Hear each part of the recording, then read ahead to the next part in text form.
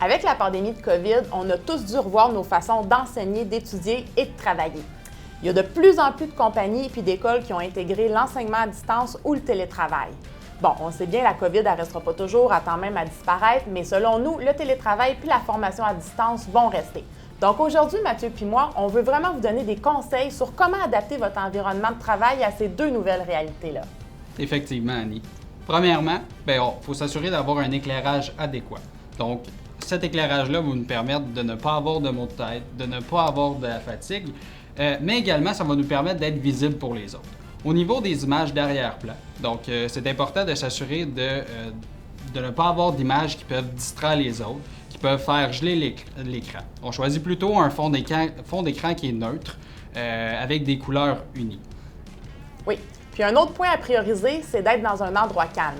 Évidemment, si vous savez que vous ne pouvez pas être seul à la maison, évitez de vous mettre dans un endroit qui est super passant, comme le salon ou la cuisine. Privilégiez vraiment un endroit où vous êtes tranquille pour éviter, dans le fond, tous les va-et-vient autour de vous, puis surtout pour ne pas vous distraire ou risquer de distraire les autres. D'ailleurs, les plateformes vous donnent accès à différentes fonctionnalités. Donc, on peut passer, par exemple, aux réunions d'équipe, aux formations, à l'enseignement. Aujourd'hui, on va travailler avec Zoom, mais Zoom a des fonctionnalités qui sont similaires aux autres plateformes. Oui.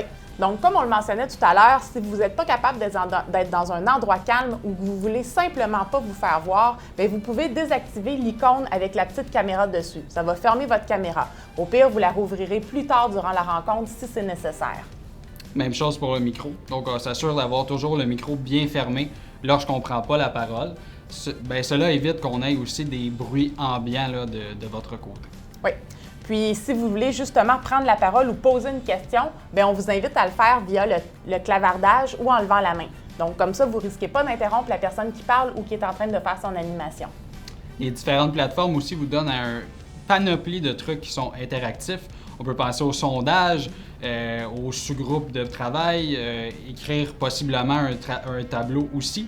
Donc, si vous voulez en savoir davantage, vous pouvez suivre une formation à ce sujet.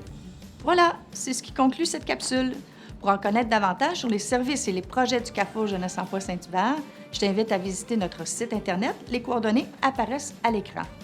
Que ce soit pour un emploi d'appoint, un emploi régulier, que ce soit une réorientation de carrière ou un retour aux études, tu as le goût de travailler dans l'Ouest canadien ou travailler à l'étranger, tu as un projet de démarrage d'entreprise ou encore un projet à faire dans la collectivité de Saint-Hubert, je t'invite à venir faire un tour, à venir nous rencontrer. Fais un saut vers ton avenir. Viens au Carrefour Jeunesse Emploi Saint-Hubert.